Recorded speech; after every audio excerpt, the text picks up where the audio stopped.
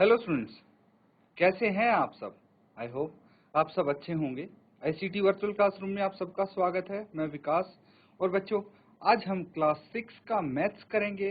आज एक नया टॉपिक स्टार्ट करने वाले हैं बच्चों, इसीलिए आप ध्यानपूर्वक उसको समझेंगे।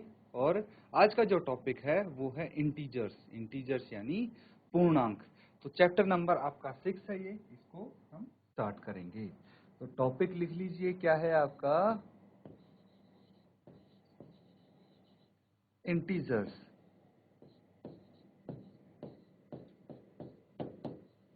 पूर्णांक, इसको नोट डाउन कर लीजिए। चैप्टर नंबर 6 है।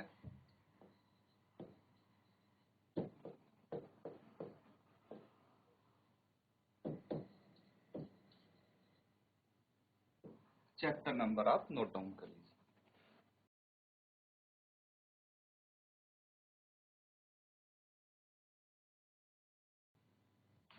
तो बच्चों, ये चीज समझ गए आप? पूर्णांक चैप्टर कर रहे हैं हम, चैप्टर नंबर 6 कर रहे हैं। और इसके बारे में सबसे पहले हम पढ़ेंगे इंट्रोडक्शन। क्या पढ़ेंगे? इंट्रोडक्शन। इंट्रोडक्शन क्या होता है बच्चों? कोई भी चैप्टर हम करते हैं तो उससे पहले उसके बारे में नॉलेज इकट्ठा करते हैं कि भाई ये चैप्टर का नाम जो है वो मतलब क्या है उसका, और उसके अंतर्गत क्या क्या चीजें हम पढ़ने वाले हैं। ठीक है। तो सबसे पहले देखिए, इसमें जो बेसिक चीजें आती, सबसे बेसिक चीजें नंबर्स लिखिए। एक तो आता है होल नंबर्स। ठीक है, ये जानना आपके लिए बहुत जरूरी है कि होल नंबर्स क्या होते हैं। इसको हिंदी में पूर्ण संख्याएं भी बोलते हैं। क्या बोलते हैं? पूर्ण संख्याएं।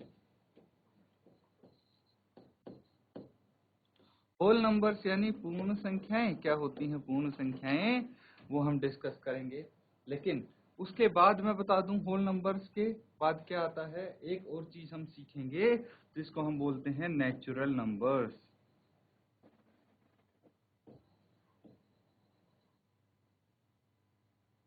जिसको हिंदी में बोलेंगे प्राकृत संख्याएं। प्राकृत संख्याएं। क्लियर है? तो ये दो चीजें हैं, इनको समझ लीजिए पहले तो आप। तो आपने काउंटिंग, गिनती आती है आपको, है ना? 1 2 3 4 5 6 ऐसे करके ये जो काउंटिंग होती है। अगर हम एक से काउंटिंग स्टार्ट करते हैं तो ये सभी नंबर्स, ठीक है, होते हैं प्राकृत संख्याएं, natural numbers and so on. आगे तक चले जाते हैं, ये प्राकृत संख्याएं होंगे। उसके बाद क्या आता है? उसके बाद होगा भाई होल नंबर्स। होल नंबर्स में क्या होगा? नेचुरल नंबर सारे होंगे, बस वो जीरो से शुरू होंगे। ठीक है, जीरो भी इंक्लूड होता है होल नंबर्स में। क्लियर है? बाकी सारे नेचुरल नंबर्स होते हैं। तो ये हो गए होल नंबर्स। तो होल नंबर और नेचुरल नंबर में क्या फर्क है, ये समझ में आ गया आपको? तो ये चीजें जानना आपके लिए जरूरी था बच्चों। ठीक है। अब देखिए, अगर हम बात करें इंटीजर्स, पूर्णांक क्या होते हैं। ठीक है, इंटीजर्स की बात करते हैं। इंटीजर्स में आपका आता है एक तो नेगेटिव नंबर। Negative numbers. अब नेगेटिव नंबर्स क्या होते हैं? नेगेटिव नंबर्स ऋणात्मक संख्याएं, इनको हम बोलते हैं हिंदी में। क्या बोलते हैं? ऋणात्मक संख्याएं।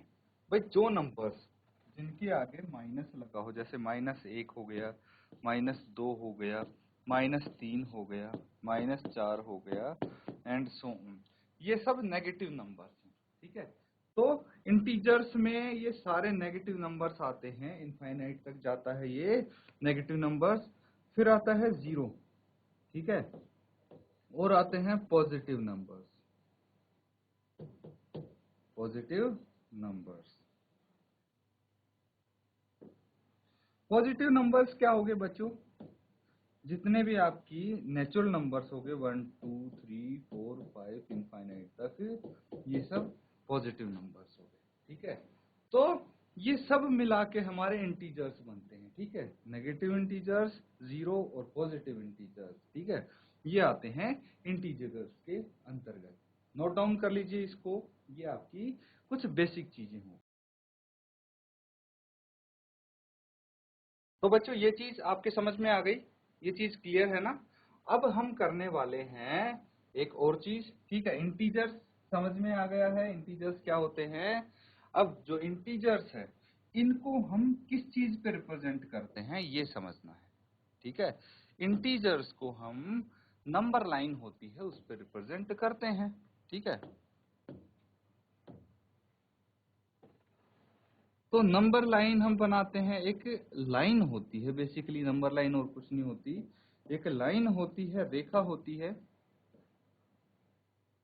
कुछ इस तरह की,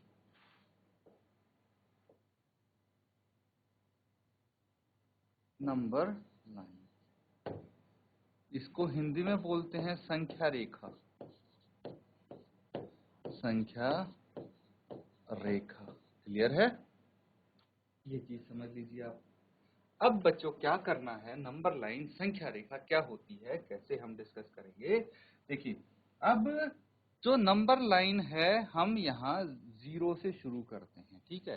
जीरो बेसिकली दोनों यानी नेगेटिव इंटीजर्स और पॉजिटिव इंटीजर्स को अलग अलग करता है, तो बीच में जीरो आ जाता है। जीरो के जो राइट हैंड साइड में है उनको हम बोलेंगे पॉजिटिव इंटीजर्स। क्या बोलेंगे, पॉजिटिव इंटीजर्स, ठीक है। धनात्मक पूर्णांक इनको हम बोलेंगे, जैसे 1, 2, 3, 4, 5, 6 और आगे ये कंटिन्यू होते जाएंगे। अब नेगेटिव इंटीजर्स की बात करें तो लेफ्ट हैंड साइड पे क्या आता है, नेगेटिव इंटीजर्स।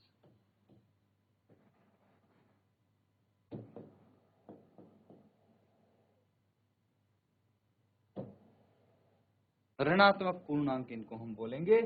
ये हो जाता है जैसे -1, -2, -3, -4, -5 एंड सो ऑन, ठीक है। ये आगे इनफाइनाइट तक जाएंगे। तो ये हो जाती है हमारी एक नंबर लाइन, ठीक है, जो देखिए सारे इंटीजर्स को रिप्रेजेंट कर सकती है। हम इसको कितना ही आगे बढ़ा लें इस तरफ, और आगे नंबर्स कंटिन्यू करते जाएंगे इस तरफ, positive integer left hand side negative integer. ये चीज समझ गए। तो देखिए, अब हम इस नंबर लाइन को दो पक्षों में विभाजित कर देते हैं। जो जीरो के राइट हैंड साइड है इसको राइट हैंड साइड लिख देते हैं। देखिए, जीरो से देखेंगे ये आपका कौन सा हाथ है, ये आपका राइट हैंड है, दायां हाथ है, तो इसीलिए इसको राइट हैंड साइड लिख देंगे। भाई ये आपका लेफ्ट हैंड साइड है, इस तरफ फेस करेंगे, जो लेफ्ट हैंड साइड इंटीजर्स होंगे उसको लेफ्ट हैंड साइड लिख देंगे। क्लियर है। अब ऐसे भी हम रिप्रेजेंट कर सकते हैं, जैसे देखिए -1 दो के लेफ्ट हैंड साइड है या राइट हैंड साइड है। भाई 2 यहाँ है, -1 यहाँ है, तो देखिए ये लेफ्ट हैंड साइड बाईं तरफ पड़ेगा, तो लेफ्ट हैंड साइड हो गया, है ना। और अगर हम बात करें भाई 4 2 से लेफ्ट हैंड साइड है या राइट हैंड साइड है, तो 2 यहाँ है, 4 इस तरफ है, तो राइट हैंड साइड हो गया, यानी दायां तरफ हो गया। तो ये साइड का कॉन्सेप्ट आपको पता चल गया। कौन सा नंबर भाई, किस नंबर से पूछा गया है, किस नंबर के भाई रेफरेंस से पूछा गया है, वही आपको बताना है, बस चेक करना है। ऐसे आप नंबर लाइन की तरफ फेस करेंगे और फिर देखेंगे कि आपका राइट हैंड किस तरफ जा रहा है, लेफ्ट हैंड किस तरफ जा रहा है, कौन सा नंबर पूछा गया है। क्लियर है। एक चीज और बहुत ही इंपॉर्टेंट चीज है, आप समझना भाई, नंबर्स की वैल्यू जो होती है वो लेफ्ट से राइट मतलब बाएं से दाईं तरफ क्या होती है, इंक्रीज होती है, इंक्रीज होती है। मतलब समझना, इंक्रीज होती है मतलब क्या हुआ कि भाई हमेशा हमेशा जो 1 होगा वो 2 से छोटा होगा, या फिर 2 1 से बड़ा होगा, क्योंकि 2 1 के राइट हैंड साइड में है। जैसे जैसे हम दाईं तरफ जाएंगे नंबर की वैल्यू बढ़ती जाएगी। अब देखिए, जैसे -5 है, -5 है तो वो -4 से छोटा होगा, ठीक है, क्योंकि -4 क्या है, राइट हैंड साइड पे है, -4 -5 से बड़ा होता है, ठीक है, ये चीज ध्यान रखना। तो जैसे हम राइट की तरफ जाएंगे नंबर्स हमारे बढ़ते जाएंगे।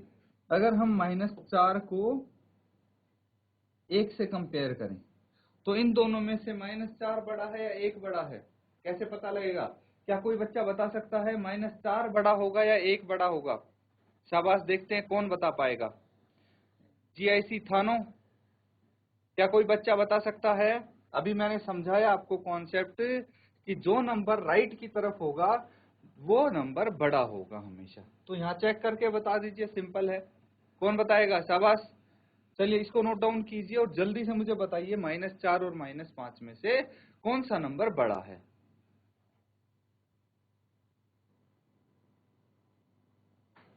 तो शाबाश, कौन बताएगा? जिसको भी आंसर पता हो हैंड रेज करिए आप। जीआईसी थानो, जीजीआईसी अल्मोड़ा। अगर कोई बच्चा आंसर जानता है इसका तो हैंड रेज करके बताइए। Very good, very good, very good, GIC थानो, शाबाश। हम आगे समझेंगे, आगे पढ़ेंगे। तो देखिए यहाँ पे हमारे पास भाई लेफ्ट हैंड साइड है, राइट हैंड साइड है। मैंने एक चीज बता दी, उसको ध्यान रख लेना हमेशा कि जो हमारे जैसे जैसे हम राइट हैंड साइड की तरफ चलेंगे नंबर की वैल्यू बढ़ती जाएगी। तो हमारा 4 कहाँ है? यहाँ पे है। और 1 कहाँ है? 4 से राइट हैंड साइड पे चल के है। तो राइट हैंड साइड पे चल के नंबर बड़े होते जाते हैं, इंक्रीज होते हैं। इसीलिए भाई राइट हैंड साइड वाला नंबर तो हमेशा बड़ा होगा, इसीलिए 1 -4 से बड़ा है। इतना सिंपल है ये क्वेश्चन। इस टाइप के क्वेश्चन आपसे पूछे जाएंगे बच्चों, ठीक है, तो ये ध्यान रखना है। अब एक छोटे सा और सवाल मैं आपसे पूछता हूँ, मुझे बताइए कि -3 और -1 में से कौन सा बड़ा है? -3 और -1 इन दोनों नंबर्स में से कौन सा बड़ा है? क्या कोई बता सकता है? -3 और -1। तो देखिए बच्चों, यहाँ भी वही कॉन्सेप्ट आपका लागू होगा। जैसे हम राइट हैंड साइड की तरफ जाएंगे नंबर बड़ा होता जाएगा, और जो -1 है वो बड़ा होगा -3 से। इसको नोट डाउन कर लीजिए। नंबर लाइन वाला कॉन्सेप्ट आपको क्लियर हो जाना चाहिए। अभी भी किसी बच्चे को डाउट है तो पूछ सकते हैं, हैंड रेज करके अपना सवाल आप कभी भी पूछ सकते हैं, ठीक है। अगर कोई चीज नहीं समझ में आई है तो अभी पूछ लीजिए, क्योंकि इसके बाद हम क्वेश्चंस करेंगे इसी के आधार पे। तो समझ में आया होगा तभी आप क्वेश्चन कर पाएंगे, और उन क्वेश्चंस का आंसर आपको करना है।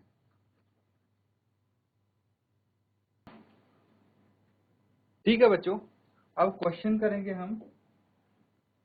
देखिए बहुत सबसे सिंपल क्वेश्चन होगा ये, मुझे लगता है आपकी एक्सरसाइज का। क्या बोला है कि right the opposite of the following. इनका विपरीत लिखना है आपको। जो नीचे दिए गए हैं ना, इनका विपरीत लिखना है। तो विपरीत मतलब क्या हुआ? जैसे सबसे पहले आपसे बोला गया है इंक्रीज इन वेट, मतलब वजन का बढ़ना। इसका विपरीत क्या होगा? क्या कोई बता सकता है? वजन का बढ़ना, इंक्रीज इन वेट, इसका उल्टा क्या होगा? किसी को पता है? चलिए इनको कोशिश कीजिए सॉल्व करने की, और आंसर बताइए मुझे कौन बता सकता है, और कौन से पार्ट के आप आंसर बता सकते हैं।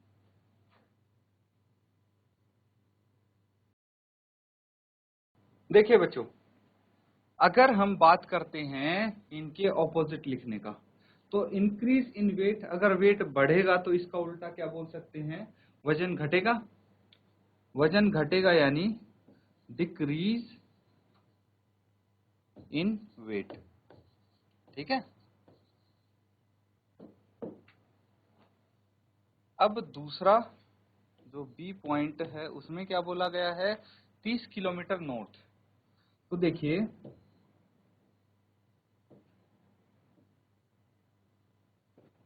ईस्ट, वेस्ट, नॉर्थ, साउथ, ठीक है। अगर हम इसकी बात करें डायरेक्शंस की, तो ऐसे कुछ हमारे पास डायरेक्शंस होते हैं।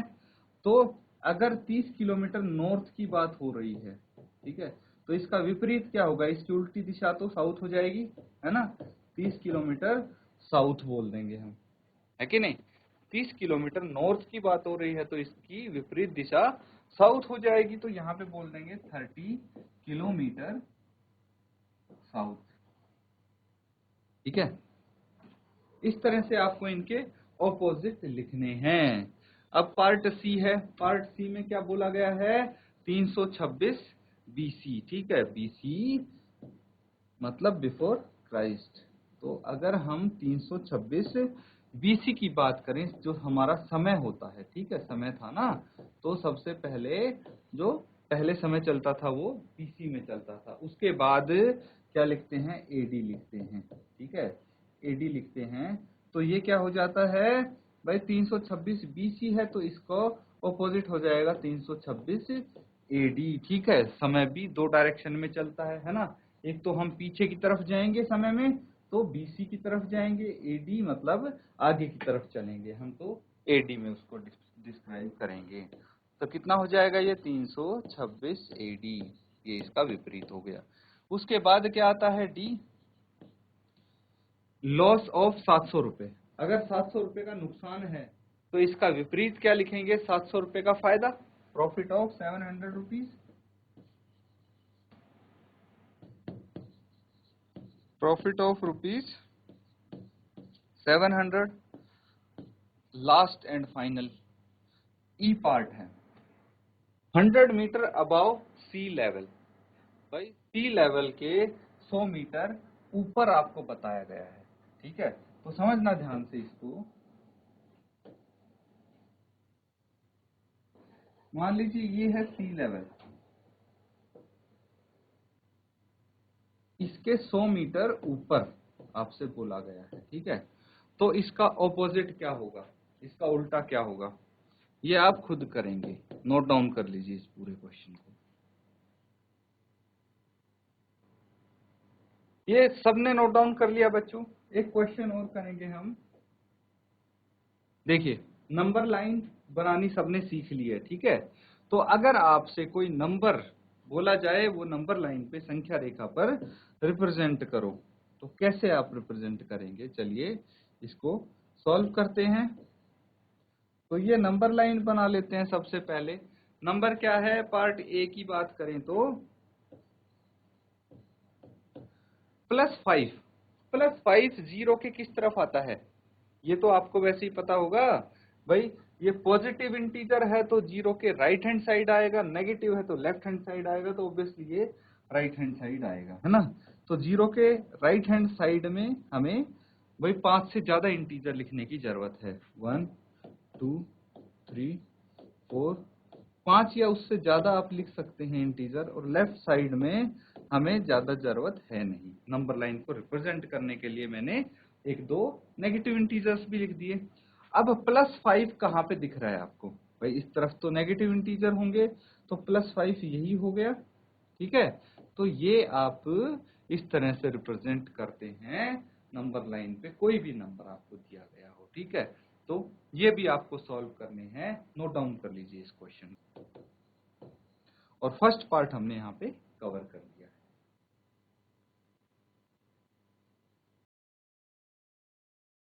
तो स्टूडेंट्स, आज हमने चैप्टर इंटीजर्स, आपका चैप्टर नंबर 6 स्टार्ट किया है। बेसिक कॉन्सेप्ट्स हमने कवर किए हैं, कुछ एक क्वेश्चंस भी हमने किए हैं यहाँ पे। तो जो चीज हमने यहाँ पे पढ़ी है, रिवाइज आपको जरूर करनी है घर जाके, और अपना होमवर्क भी कंप्लीट करें। इसी के साथ आज का सेशन यहाँ पे एंड करेंगे। Thank you and have a nice day.